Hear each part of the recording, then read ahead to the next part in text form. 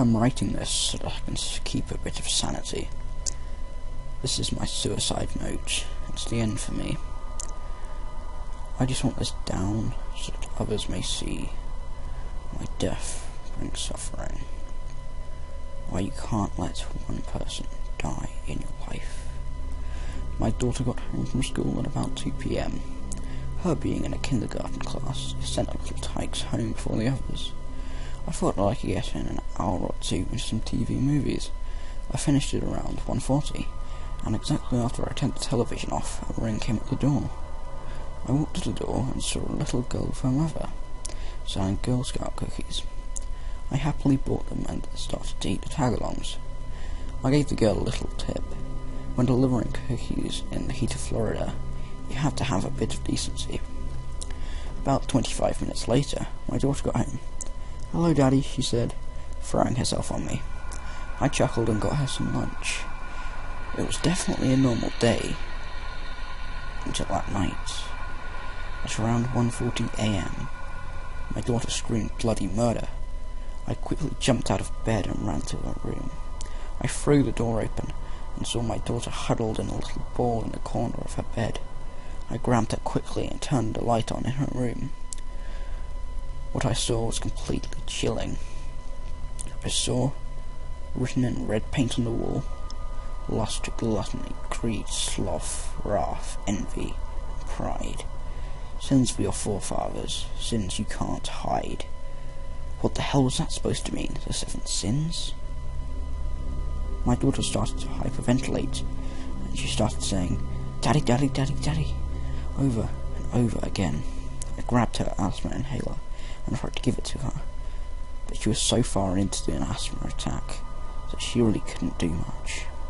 I ran to my car with her and placed her in the back seat, and drove as fast as I could to a nearby hospital. We were instantly admitted, and she was saved from going into cardiac arrest.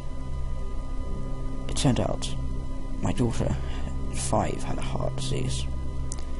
It was about 7 years later, and during those 7 years, that things started to really get bad. It was Christmas time. I had a wife named Samantha and a son named Gregory. My daughter, Haley, was 12 years old. Greg was about 4. I was loving my life. The kids were happy, Samantha and I were happy. It was great. Except for the years previous. The first year, all of the women around me became aroused and flirted with me constantly. You want to know why that was bad? Because everyone that I rejected killed themselves in some horrid way. One gutted herself with a kitchen knife, another hung herself from the gutter on her house. The second year, my daughter became infatuated with food, so much that her heart condition worsened. She was rushed to the hospital over 10 times during the course of the year. But when the year was up, she became anorexic and stopped eating much altogether. The third year, my house went into foreclosure, and I became very stingy with money and food. We later found out that the landowner of our house still had rights to our land, and was stealing money out of my credit card for about 2 years. I'm lucky that I met Samantha, and she let my daughter and I move into a home. We married in December, and had my son in October. The 4th year, I was called by many talent agencies, asking me about my amazing singing skills, which I'd shown off when I started the band a month before the year had started. The thing is, when I said no, they would keep calling, until they became violent, calling me foul names.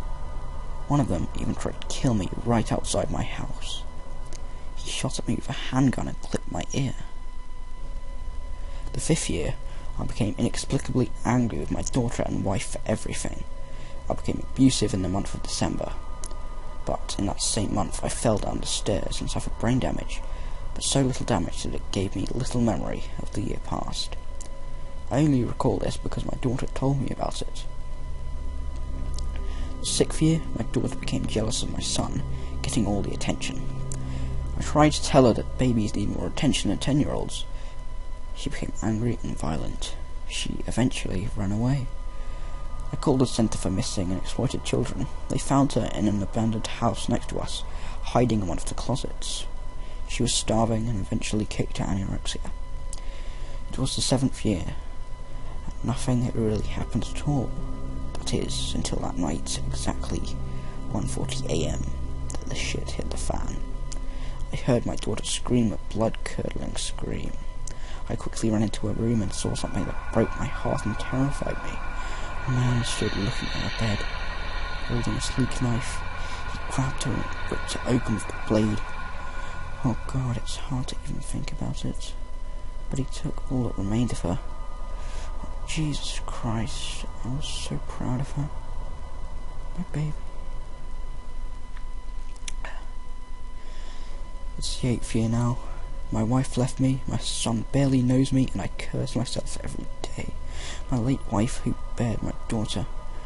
I know, it is you who gave me this curse. You always hated me. I couldn't save you. I never could, and you hate me for it. So now I end it all. Hello, this is Gregory, the boy in the story. I'm 36 now, and I was given this note from the police about a year ago. This suicide note was written by my father in 1980. I was only 5 years old. When my mother got the news about my father, she cried for an hour. I was alone too, and it wasn't until 10 years later that my mother gave me the real story. She cried crocodile tears when she heard the news. The only emotion she harbored for my dad was hate. See, my father did all those horrible things you see in the story. My father went insane at 1:40 AM in 1973, the date of his first wife and his anniversary. The psychologist he saw when his wife died suspected that his wife's death was all his fault. He created an excuse and based his so-called revenge on the 7 deadly sins. The night of his wife's anniversary, he gave his daughter a shot of steroids, which gave her the heart condition. He killed every woman who flirted with him for a year, making their deaths look like suicides. The 2nd year, he stuffed his daughter full of food, making her eat the largest portions. He became upset that it did not kill her, so he made her throw up her food after every meal when the year was up. The 3rd year, he sold his house and let my mum use money from his credit card. He also became abusive for many years after.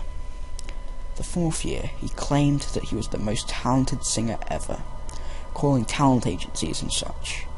When they turned him down, he would call them foul names. And one man even tried to kill. He shot right at the man outside of his studio, clipping him in the ear.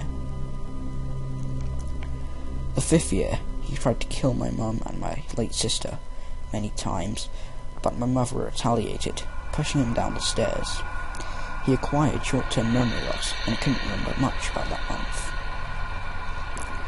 The 6th year, he drove my sister out of the house, calling her stupid bitch or fucking whore. She hid in a house next door when my father called a lost child agency. The forensics team quickly turned her back into our house, which my mother frequently called hell. The 7th year, my dad was very tame. He became a very nice man, happy, and he was proud of his behaviour. Until 1:40 AM. On the night of his wife's anniversary, he killed my sister with a kitchen knife and fled with her remains to the Bahamas. I still cannot believe it to this very day, and at the beginning of the 8th year, he killed himself.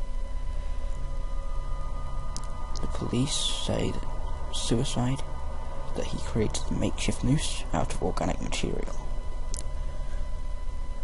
They all lie, because I know the rope was my sister.